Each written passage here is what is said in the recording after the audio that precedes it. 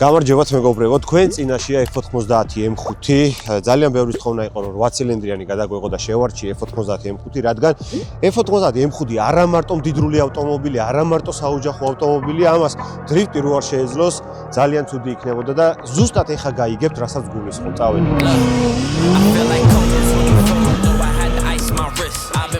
Since a young, you know I had to stack my chips. Bending corners, 12 personas, know we had to take them risks. You want a spot, then take a shot, don't give a fuck about no miss. We in the field, but I'm in the end zone, no I can't lie. Good as a friend, but she in the friend zone, look at the score. I'm sorry, little brother, you know you can't win. This shit like a knockout.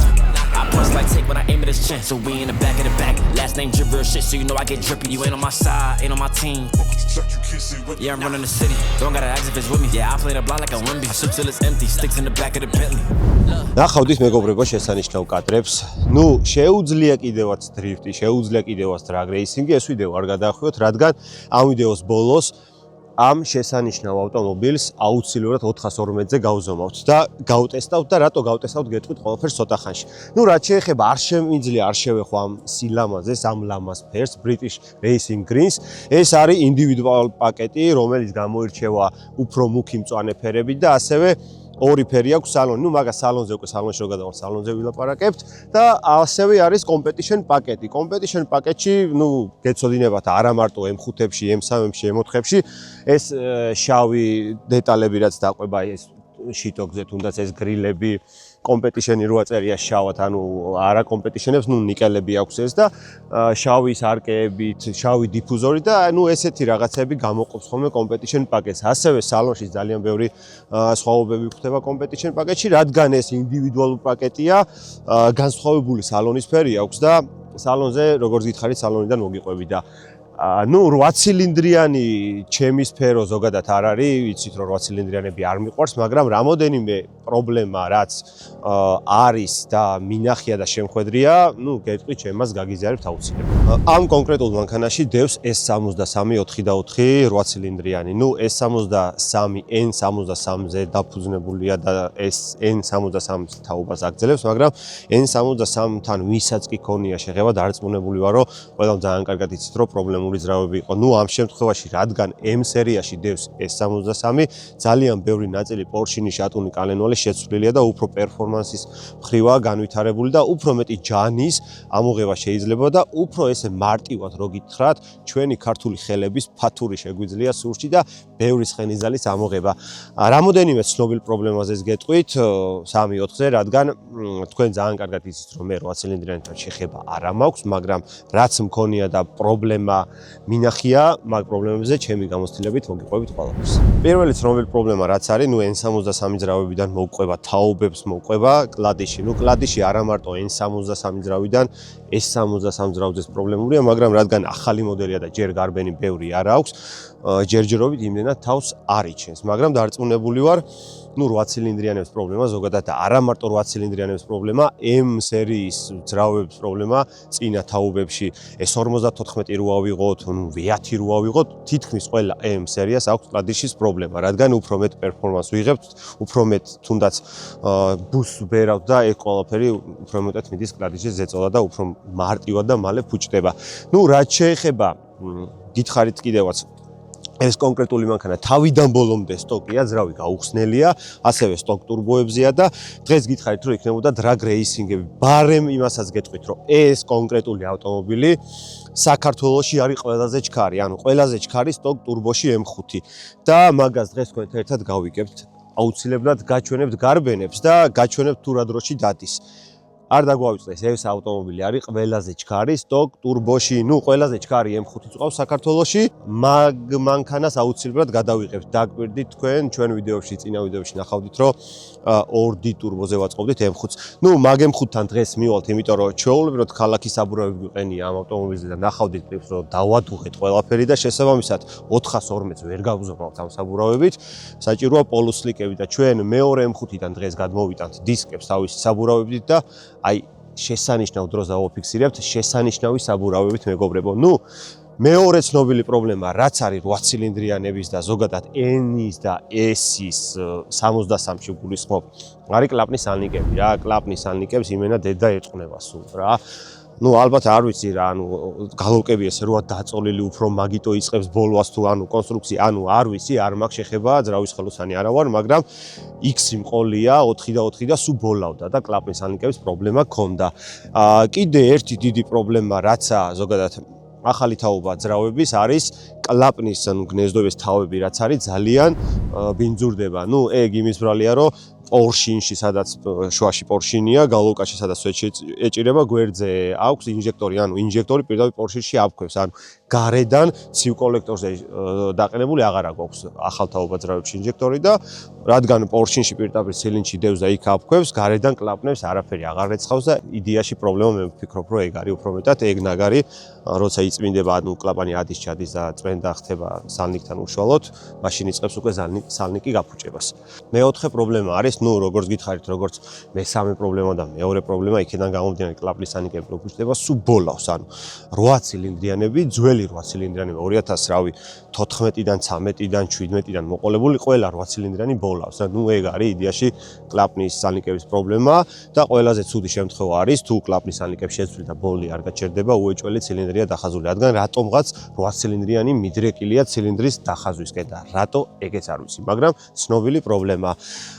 დანარჩენი, რავი, კოლოფი იდეალური აქვს, 8H-ი 76 აყენია და რავი 1000 ნიუტონს ჩვეულებრივად ატარებს კოლოფზე, ასევე ძრავსაც ძალიან კარგი კონსტრუქცია აქვს და კაი ცხენის გამომუშავება შეიძლება, იმიტომ რომ 8 ცილინდრიანია და ნუ 6 ცილინდრიანთან შედარებით უფრო მარტივად და კარგად ამოდის ცხენები, დიდ ტურბოს 6 ცილინდრიანზე რო დააყენებ მაგალითად 1000 ცხენიანს 1 და 5 ბარზე რო ამოიღებს 800 ცხენს, ეს 1 და 2 ბარზე ამოიღებს 800 ცხენს და შესაბამისად სტრესიც ნაკლებია ცილინდში, სტრესი ნაკლებია თვითონ შატუნზეც და არის სტრესნება მოკლედ 8 ცილინდრიანი უფრო მარტივად ვიდრე როგორც 6 ცილინდრიანი. მეხუთე ცნობილი პრობლემა არის სოლენოიდები. სოლენოიდები არაერთი ვიდეო ჩაგვიწერია ჩვენი YouTube-ზე და დევს მეგობრებო, გადადით დანარჩენი ძრავის განხილვები ნახეთ.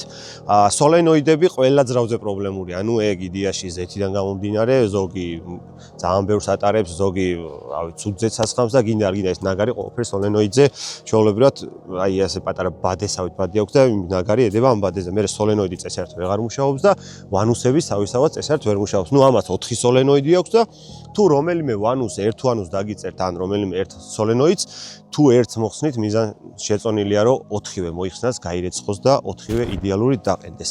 დანარჩენი ბევრს მე ვერაფერს ვერ გეტყვით იმის გარდა რომ აი ესეთი შესანიშნავი და მაგარი ემხით შემოგთავაზეთ. ამიერ კავკასიაში არის ერთადერთი ესფერი და ამიერ კავკასიაში, ნუ არ ვიცი, გადავხედავ დროებს, მაგრამ საქართველოში უეჭველი ვიცი რომ სტოკ ტურბოში ყველაზე ჩქარი M5-ია და დღეს ჩვენ ერთად ვნახავთ მაგ ყველა. ეხლა კი გადავინაცვლოთ სალონში და სალონში რამოდენიმე დეტალზე გავამახვილებ ყურადღებას, რადგან ბევრი რამ მომეწონა, ბევრი რამ არ მომეწონა. წავედით.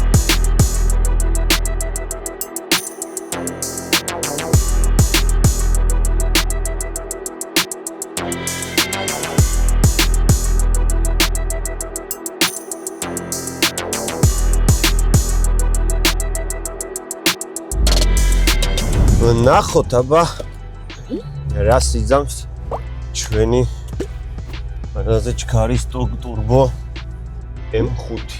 ეხლა ავდგები და გავივლი 402 მეტრს და მინდა რომ გავიარო 10-იანიდან გამოვიდე, რადგან ნათიკას გავლილი აქვს M5-ით 9 შვიჩი სტოკ ტურბოზე და ну, ეგ M5 მე მგონი საქართველოში აღარ არის გაიყიდა და ყველაზე ჩქარი არის დღეს მდგომარეობით წვერი კამიარა ტრაკზე 402 995. ყველაზე ჩქარი სტოკ ტურბო ეგ არის. ну, ის კოუშებით იყო, ანუ CS-ის კოუშებით იყო და შესაბამისად წონა დაბალი ქონდა იმ მანქანას და იმ მანქანაზე რა დისკებიც ეყენა, სხვათა შორის იგივე დისკები ხა გვიყენია იგივე საბურავით ამ მანქანაზე და განსხვავება არის მხოლოდ ამ მანქანაში ალაგია ჩვეულებრივად სავარძლები მძიმე სავარძლები, კოუშები არ დევს და მარტო ეგაა სხვაობა რა და პლუს ამას მე მინდა და ვაპირებ რომ ეს ავტომობილი საქართველოში ყველაზე ჩქარი სტოკ ტურბო იყოს და იქნება კიდევაც. просто ამინდი არ გვისხობს ხელს. აი 0-100 თუ 2.6-ის ზემოთ აჩვენა 0-100. მაგ შემთხვევაში 10-იანიდან შეიძლება ვერ გამოვიდეს, მაგრამ 0-100 თუ 2.6, 2.5 აჩვენა უეჭველი გამოვა 412 10-იანიდან და საუკეთესო საკაიფო დროს დაწერს და ავი ვნახოთ რა. მე მაქვს იმედი რომ წინ 9-იანს დავინახავთ. ეხა 100-200 ძალიან მაგარ დროში დადის. სადღაც 5-1, 5-17, 5-11 სტაბილურად 3 ზაესდი ვიარე ამ დროებში და ეხაც გავიგებ ყველაფერს. просто იმენა მინუსია თითქმის გარეთ რა, ანუ თითქმის მინუსია და მოჭიდებასთან გვაქვს მაგარი პრობლემა. ზოგადად ამანქანას ეხა არა აქვს მოჭიდებას პრობლემა, იმ ხელა ჯანზე არა რომ რაღაცა მოჭიდებაზე ქონდეს პრობლემა, მაგრამ ამ ეტაპისთვის გვაქვს პრობლემა, რადგან ცივია გარეთ. ну მოკლედ, ეხა გზას ცოტა შევათხელებ, გაივლის მანქანები და ჩვეულებრივად დავაჭერთ და ნახოთ 412-ს რამეში გავივლით. აი ეს მანქანები წავიდეს და ძალიან მაგარი თავისუფალი გზა არის და რავი, მე ვფიქრობ რომ უნდა წავიდეთ. დავაი, წავედით.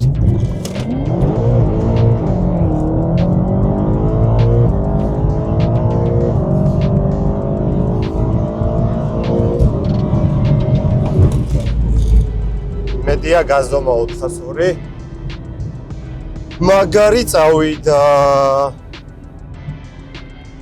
100-200 5-0 აი 0-5-0-2 ანუ 5-1-იც არა 5-0-2 რა უმნიშვნელოდ დააკ და 402 გავიარე 10-0-8-ში ანუ 10-1-იც არა რა და 0-100 იყო 2-8 2-85 ანუ ხო გითხარით 0-100 თუ 2-6 2-6-ის ქვემოთ არ იქნება 100-200-იც ან 402-იც ცუდი იქნება და შესაბამისად ზუსტად ეგრე გამოვიდა როგორც ვარაუდობდი და კარგი წავსვლა იყო ეხლა მთავარია მოეჭიდოს და ისევ ესეთ კაი დროს დაწერს რა თან პირველივე დაჭერაზე საბურავებიც ვერ იყო ისეთი შემთხვარი როგორიც უნდა იყოს და ეხლა იმედი მაქვს რომ პირველივე დაჭერა ну მეორე დაჭერაზე უკეთესად მაინც მოეჭიდება აი 0-100 სისტემაა რა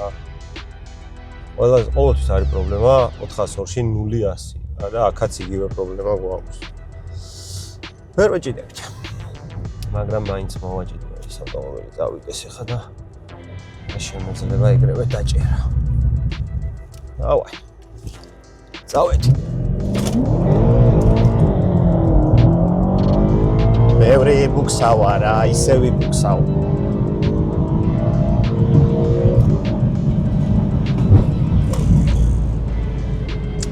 ისე ვიბუქსავა აზრი არა რა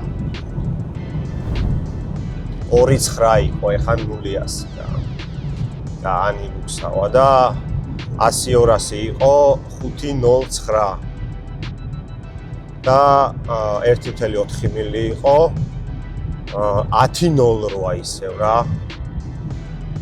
კიდევ ბევრი ვიბუქსავით. კაი, ერთიც კიდევ უნდა ვცადო რა, სხვა გზა არაა, თორე ისე გვიცივდება საბურავი და უფრო ცუდ დროს დაწერს და.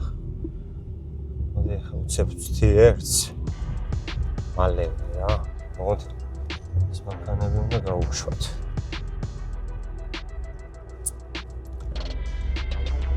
არა და მე გავლილი მაქვს ამ ავტომობილით და ან მაგარ დროში გავიარე მაგას ბოლოს გეტყვით დღეს თუ ვერ გავივლი მაგრამ გავივლი უეჭველი დღეს უეჭველი გავივლი წავედით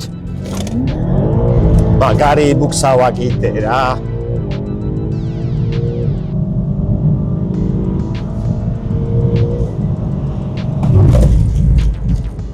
დეცი ბუქსავა ისე რა ვა 10-იანიდან გამოვედით საღოლ 2.68 იყო 0-100 ანუ 2.6 რა 2.7 პაშტი კიდე დაბალი ეხა შედარებით უკეთესად მოეჭიდა და ამუღამეთ ხო ამ თქვენს ხვდებით ეხა ციფრებს რო ვიძახი მიხვდებით რომ რაც უფრო დაბლა მოდის 0-100 მოჭიდება უფრო მეტად მოჭიდებაში უფრო მეტად შედის საბურავი რადგან უფრო მეტად ცხელდება და თბება რა და 100-200 5-0-1 ქონდა და 1.4 მილი, ანუ 402 მეტრი ქონდა 9.90. Როგორც გითხარით, დრაგზე წვერიკამ M5-ით გაიარა 9.95-ში და მე ეხა გავიარე 9.9-ში. ანუ ჩვეულებრივად რეკორდსმენია ეს მანქანა სტოკ ტურბოში საქართველოში. თუ ვინმეს უკეთესი დრო აქვს დაფიქსირებული დრაგის აპლიკაციაში, ეგ ერთად ვნახოთ, ამ დროს ავტვირთავ და რავი, გამოჩნდება ყველაფერი და თუ ვინმეს აინტერესებს ყველაზე ჩქარი M5 საქართველოში რომელია, სტოკ ტურბოში აგერ არის ბატონო და დანარჩენი უკვე თქვენთვის მომინდიათ მეგობრებო. ხო გეუბნებით რა, რასაც ვამბობთ, იმას ვასრულებთ და ალშე კიდე ბევრ რამეს ვიტყვი და ბევრ რამეს გავაკეთებ და წინ ძალიან ბევრი მაგარი და საინტერესო პროექტები გველოდება. ეხა თბილისის მიმართულებით კიდევ ერთს გავტესტავ და ყოველთვის თბილისის მიმართულებით კაი დროს წერს ხოლმე რა. ზოგადად მანქანები და ამასაც გავტესტავ ერთს და გარწმუნებული ვარ. შეიძლება კიდევ უკეთეს დროს დაწეროს. დანარჩენი რავია, ეგ არის მეგობრები.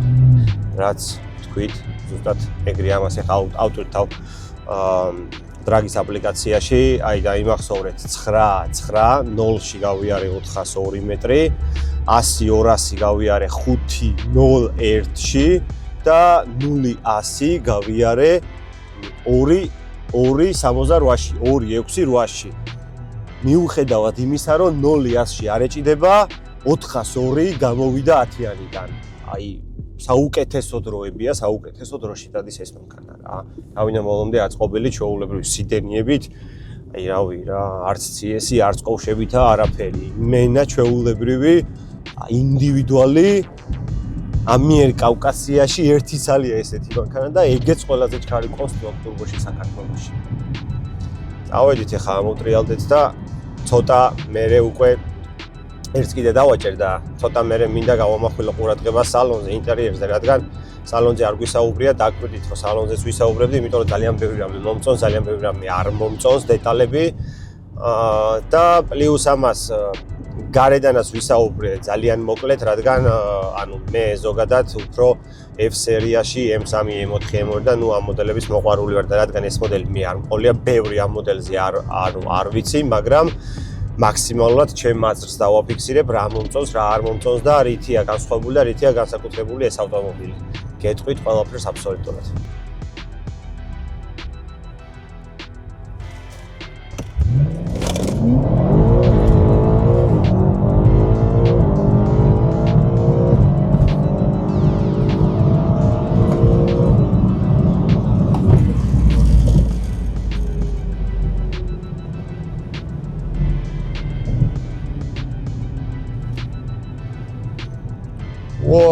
Pizdețat gaiara, ჩემი დედა. სულებს გავჩერ. ტორმუზები გადაცხელდა. 1.4 მილი. 402 მეტრი. გავიარე 9.85-ში. 9.85-ში მეგობრებო. რადგან 0-100 მქონდა 2.63. 0.5-ით დაიწია 0-100-მა და 0.5-ით დაიწია ზუსტად 402 მეტრმა. აი, როგორი მნიშვნელოვანია 412-ზე 0-100. ეგ არის რა. მეტი, რავი, სტოკ ტურბო T985, სტოკი ტურბო M5, თავიდან ბოლომდე დასბორილი არ ვიცი, სხვა რავი, აი, მართლა არ ვიცი რა გითხრათ რა. ხალხი 10-იანიდან ვერ გამოდის, 10-იანიდან, აი 10 M5-დან 8 ვერ გამოდის რა და თუ ის ორი გამოდის, აი 9, 9, 5, 9, 9, 9 და მსგავს ციფრებს წერს და რავი, აი ეს მანქანას აღოლავთო რა, ABP-ს გაკეთებულია ეს ავტომობილი და ABP-სია თვითონ ეს ავტომობილი მეგობრებო, ავთოსი და აი იმენა ოქროს ხელები აქვს რა, იმენა აი არ ვიცი რავი რა, ამაზე მეტი რაღა გინდათ რო გითხრათ ხო ხთები რასაც ვსაუბრობთ მეგობრებო რა. ეს არის ის ზუსტად რისთვისაც ჩვენ ვწვალობთ რა. ეს არის ის შედეგები, რასაც ჩვენ ყოველთვის ვიძახით რა და ვაკეთებთ კიდევაც. წავედი ახლა კალბზე ჩავალ, ცოტას დავისვენებ და მე ისევ დაგიბრუნდებით და უკვე ინტერიერზე ცოტა სალონზეც გეტყვით რამოდენიმე სიტყვას და ასევე გარედანაც მინდა რამოდენიმე დეტალს შევეხო, რაცაც ვერ შევეხეთ დღეს ბოლომდე ბარემ ჩავამთავროთ და ერთად განვიხილოთ F90 M5. დაგიბრუნდით მეგობრებო. გატესტვას მეც აღარ ვაპირებ, რადგან დროები ყველამ ძალიან კარგად ვნახეთ და თუ ვერ ვნახეთ გრაფიკულად დავუმატებ ამ ყველაფერს და ჩვეულებრივად ამოვა ვიდეოში. ასევე დრაგის აპლიკაციაში აიტვირთება ზუსტად იგივე დროები, რა დროებიც გრაფიკულად ჩვენს ვიდეოში ამოვა და მოკლედ რა, სტოკი turbo 9.8-ში, 9.85-ში დადეს რა. ყველაზე ჩქარი M5-ია საქართველოში სტოკ turbo. თუ ვინმეს პრეტენზია აქვს, ან ვინმე თვლის, რომ ამაზე ჩქარი M5 ყავს, ჩვენ ყოველთვის ვართ მზად რომ დავაჭიროთ. ასევე გადავიღეთ 340 ყველაზე ჩქარი ჰიბრიდ turbo-ში საქართველოში ეგეც ჩვენია, მაქაც მზად ვარ და რავი, ყველა მანქანასთან და მანქანებთან ზოგადად მზად ვარ, თუ ვინმეს რამე პრეტენზია აქვს და უნდა ჩვენთან გატესტვა, მოვიდეს და დავაჭიროთ. რაც შეეხება გითხარით, რომ რამოდენიმე გარედან პატარა დეტალს დავამატებდი, რადგან ეს ავტომობილი არის ინდივიდუალი და რაღაც გარკვეული დეტალები ინდივიდუალში იგულისხმება ის, რომ რაღაც გარკვეული დეტალები შენ შეგიძლია დაამატო, რომ რა როგორი ფერი რა კონდეს მანქანას. ამ მანქანას როგორც ვიცი და ვნახე, შავი სუპორტები აქვს, ანუ ეგეც ჩვეულებრივად ინდივიდუალ პაკეტია რა, ანუ ზოგადად ეს მოდელები და ინდივიდუალ პაკეტები ესენი გამოირჩევა მუქი მწვანე ფერებით, შავი სუპორტებით და შავი გარე ჟაბრებით და დიფუზორებით და რაღაცები ეს ყელოზე დამატებები ისენი გვაქვს, რაზეც ეს კომპლექტი შეიძლება ისენი აწერია. ანუ იდეაში თავიდან ბოლომდე ამ მანქანის დიზაინი მე ძალიან მაგრამ მომწონს. გარეგნული დიზაინი ერთადერთი რაც არ მომწონს არის უკანა კრილოები, რადგან ჩვეულებრივი G30 რო ავიღოთ, იგივე კრილო აქვს M5-საც რა და ერთადერთი აი ეს არ მესმის, ყველა თითქმის M-ში კრილოებით განსხვავდება M-ები რა და მით უმეტეს რომ ახალი M-ია და ყველა პონჩი განსხვავებული და ყოფილიყო თუ წინათაობის M-ი განსხვავებული იყო მაგალითად, რავი ეს რატო არ უნდა იყოს, ან იმის წინათაობა თუ განსხვავებული იყო, ეს რატო არ უნდა იყოს, ან ამის მომდევნო თაობაც განსხვავებულია, როგორც ვიცი და მაგრამ არ ვიცი, ისეთი. იდეაში G-სერიასაც კრილოები სხვა და მაინც ეს F-სერია დარჩა ჩვეულებრივი კრილოებით. სალონზე მინდა გავამახვილო ყურადღება. სალონში ერთადერთი რაც არ მომწონს, აი ეს დიდი მონიტორია. მე ზოგადად არ აქვს ეხა, რადგან M5-ია და M5-ები არ მიყვარს, მაგით არ ვიზახ რომ ეს მონიტორი არ მომწონს რა. ზოგადად არც ერთ მანქანაში დიდი მონიტორი არ მომწონს რა, ანუ ძალიან დიდია ჩემთვის. და მირჩევნია ყოველთვის რაღაც მინიმალისტური იყოს და როცა გაზაობ ან რაღაცა ეს განათებები და ისინი თვალზე ვთქვათ არ გიშლით და ეხა ვიღაცა იწვის ჩაუწიე განათებას და არ შეგიშლოთ, მაგრამ ეგეც არა ამ ხელა ტელევიზორი ოდევს აქ და ბანს გიფარავს, ანუ მე არ მომწონს ზოგადად რა და პლუს ამას კიდე არ მომწონს აი ესენი შავი ისენი რა მაკაგონები, ანუ აქ ყველა პონჩი რავი კარბონი უნდა იყოს რა, ანუ M-ია რა, რაღაცა უნდა სიმდიდრე უნდა იგრძნობოდეს რა. მაკაგონი რა F30-ია ჩვეულებრივი, თუ რა არის რა. მე ვყავს F30, მაგით F30-ებს არ ვაკრინებ, მაგრამ ის ჩვეულებრივი F-სერიაა და შეგუებული ვარ, რომ ის F-სერიაა და მაკაგონი აქვს და M-ი რო ყავს და 5-ჯერ მეტფულს იქთი, კაკ მინიმუმ უნდა იყოს აქ კარბონი რა, ანუ მე ეგრე ვთვლი. ეს გულისაც რაღაცომღაც არ მომწონს, ძველი M-ის F80, F82-ის უფრო მომწონს, რა მგვალი დაბალი პატარა და ეს რაღაცნაირია რა, კობრა გულისას წააგავს და თან ცოტა დიდიცაა ხელში და დანარჩენი რავი ყველაფერი მომწონს. ის მომწონს, რომ ამ ხელა მანქანაა გარედან, ძალიან დიდი მანქანაა და სალონში რო ზიხარ, ვაფშე იმის შეგრძნება არ აქვს, რომ დიდ მანქანაში ზიხარ და იმის შეგრძნება არ გიჩნდება, რომ ქალაქი შეიძლება ძელია და დიდია და ვერ იმოძრავ არა.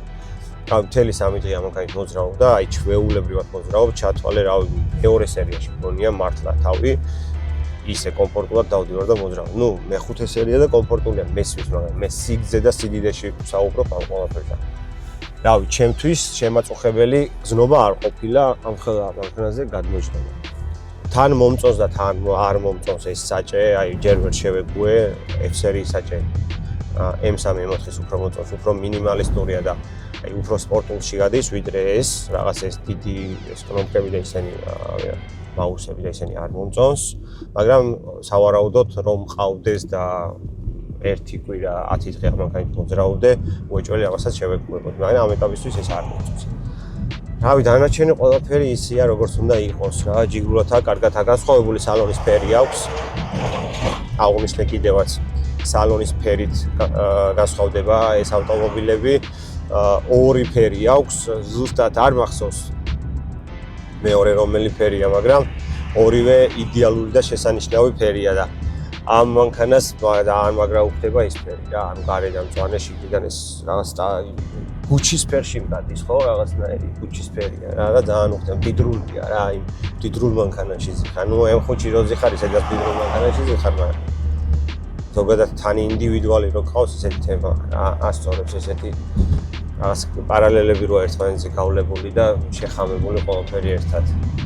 მეტი რავი რა შემიძლია ვთქვა, ეხა რაც შემიძლია ვთქვა ისაა რომ M5-ში მეგობრებო 25 PS-ის მეტი არ ჩავეროთ, თორე შატუნს გამოაგდებთ გარეთ და დააგდებთ წეროვანში. შესაბამისად ამ მანქანაში ბევრი წნევა არ გვაქვს ჩაბერილი და მაგის ხარჯზე არ დადის.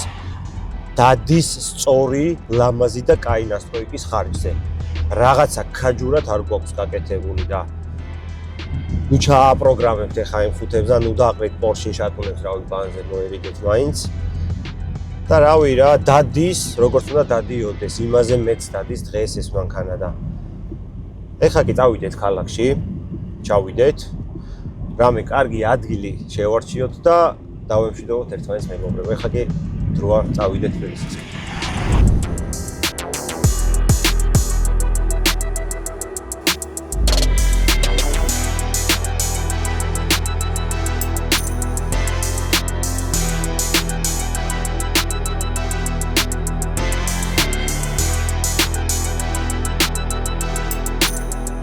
ჩამოვედით მეგობრებო თბილისში, ჩამოვედით და წვიმა დაგვრთა, გაგვიწვიმდა თბილისში. შესაბამისად ავარჩიეთ ესეთი მყუდრო ლამაზი გარემო, პარკინგი, სადაც დაგემშვიდობებით. ნუ სანამ დაგემშვიდობებით, მინდა გითხრათ, რომ არხი გამოიწერეთ მეგობრებო, გადააზიარეთ, დააკომენტარეთ და ასევე დაწერეთ კომენტარებში თუ რა ავტომობილის გადაღება გსურთ და შემდეგ ვიდეოში ჩვენ აუცილებლად გადავიღებთ. ნუ ჩვენ მყავს შერჩეული რამოდენიმე მოდელი, რომელსაც აუცილებლად გადავიღებთ, რაც დაკვირდით, მაგრამ თქვენი სურვილის ამებრ ჩააგდეთ კომენტარებში, დაპლიუსთით, რავი, შეარჩიეთ რაც გინდა და გადავიღებთ, პრობლემა არ არის.